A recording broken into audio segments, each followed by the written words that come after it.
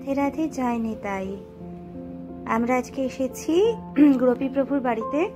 আজকে মায়ের পুজো আছে, তার সাথে ভগবানের অপরূপ আরতি দর্শন, ভোগ দর্শন সবটাই তোমাদের করাবো। ভজনে তাই গৌর রাধে শ্যাম, জপ হরে কৃষ্ণ হরে রাম। দেখো মাসিমণিরা রয়েছে এখানে, আর এই যে মায়ের ভোগ দর্শন তোমাদের দিয়ে ব্লগটা শুরু করছি।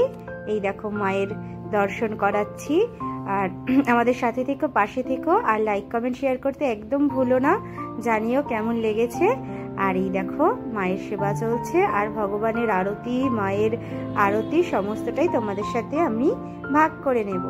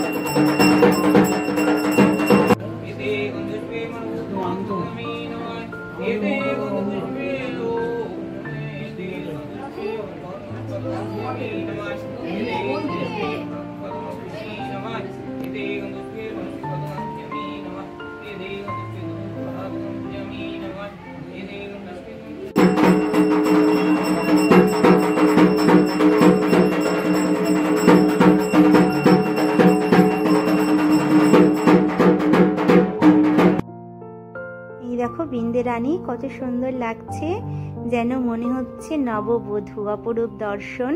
তোমার শ্রী চরণে আমার প্রণাম মা। জয় রাধে জয় নিতাই, রাধে রাধে।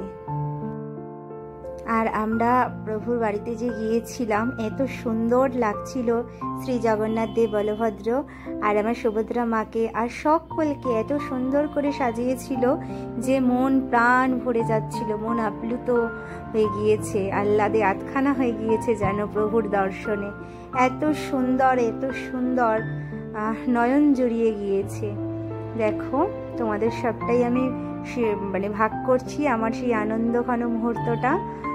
এত সুন্দর করে, খুব ভালোবাসার সহিত প্রভু তাদেরকে মালা পরিয়ে দিচ্ছিল, খুব ভালো লাগছিল দর্শন করে। সেই সবটাই আমি আমার ক্যামেরায় ক্যাপচার করেছি আর তোমাদের সাথে ভাগ করে নিচ্ছি। এই দেখো আমার পঞ্চতত্ত্ব, আমার রাধা মাধব,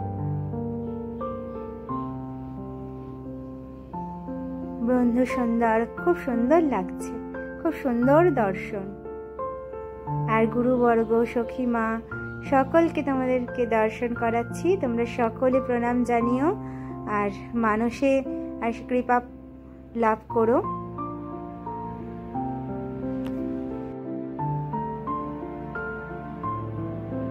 খুব সুন্দর, খুব সুন্দর, ভাষায় প্রকাশ করা যায় না। এই দেখো সখী মাকে কত সুন্দর লাগছে।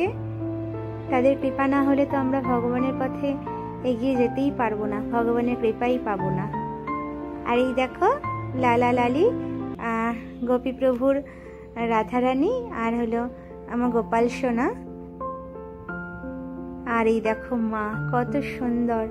এই মায়ের মধ্যে কত দরদ, কত ভালোবাসা মিশে থাকে। মা না থাকলে যেন মনে হয় যেন কিছুই নেই, সবই শূন্য। মা দিয়ে জগৎ শুরু, মাতেই শেষ। এত সুন্দর লাগছে, এবারে কি বলবো, মনটা না ভরে যাচ্ছে দর্শন করে। আর আমাদের একটু যেতে দেরি হয়ে গিয়েছিল, কারণ পড়ানো ছিল, পড়িয়ে তারপরে গিয়েছিলাম। পরের দিন আবার বাবার কাজ ছিল, একটু রাত হয়ে গিয়েছিল। তখন যথারীতি পুজো অনেকটা হয়ে গিয়েছিল, পুজো চলছিল, আর এই জন্য আর কি একটু আগে যেতে পারলে আরো ভালো লাগতো, কিন্তু একটু দেরি হয়ে গিয়েছিল, জানোই তো। মাকে দর্শন করে সকল ভক্তবৃন্দকে তোমাদের দর্শন করাতে পেরে আমি খুবই আনন্দ অনুভব করছি। সেটা আর কি তোমাদের সাথে একটু ভাগ করে নিচ্ছি, সেই আনন্দঘন মুহূর্তটা। আর মায়ের মনটা একটু খারাপ, জানোই, কারণ বাবার কাজ আছে, একটু আনমনা হয়ে পড়ছিল মাঝে মাঝেই। কিন্তু বললাম মা চলো, মাও চলে এলো। মা এখন একটু ভগবানের যেখানে নাম পাঠ একটু হয়, যদি সময় পায়, খুব যেতে চায়, তাই মাকে নিয়ে আসি। আমার একা যেতে ভালো লাগে না, একটা সঙ্গী হলে খুব ভালো হয়, তাই মাকেও নিয়ে এসছি। এই জানি একটু দুঃখ আছে, তবুও একটু যদি ভগবানের কাছে আসে তাহলে মনটা ভালো লাগবে, তাই নিয়ে এসছি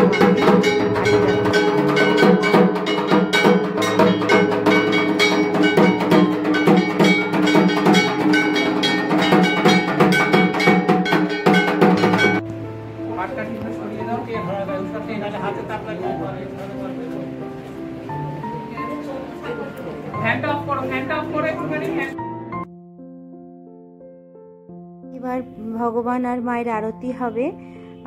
ঠাকুরমশাই বসে আছেন আর ভোগ লেগে গিয়েছে। ভোগ দর্শন করো সকলে, ভোগ দর্শনে কাটি দুর্ভোগ। আর এই যে আরতির জন্য সমস্ত সরঞ্জাম গোছচ্ছ সবাই, আর আরতি হবে, সেই আরতি দর্শন তোমরা করো। আরতির সময় সবসময় কাছে থেকো, ভিডিওটা কিন্তু একদম স্কিপ করে যেও না, কারণ আরতি দর্শনের মধ্যে ভগবানের বিশেষ কৃপা থাকে। সেই কৃপা ভগবান তোমাদের দান করুক, মা তোমাদের আশীর্বাদ করুক। সেই জন্যই আমি বললাম আরতি অবশ্যই দর্শন করো। আর দেখো কত সুন্দর ভোগ লেগেছে, কি সুন্দর।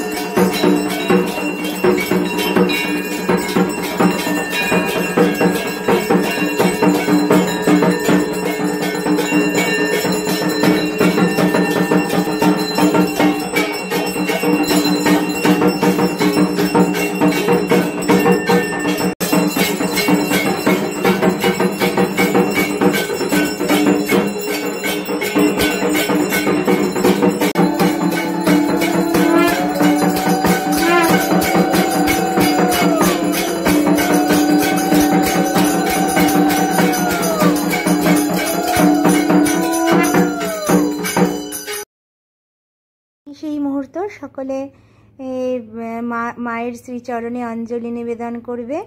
এই সবাই হাত ধৌত করে নিচ্ছে।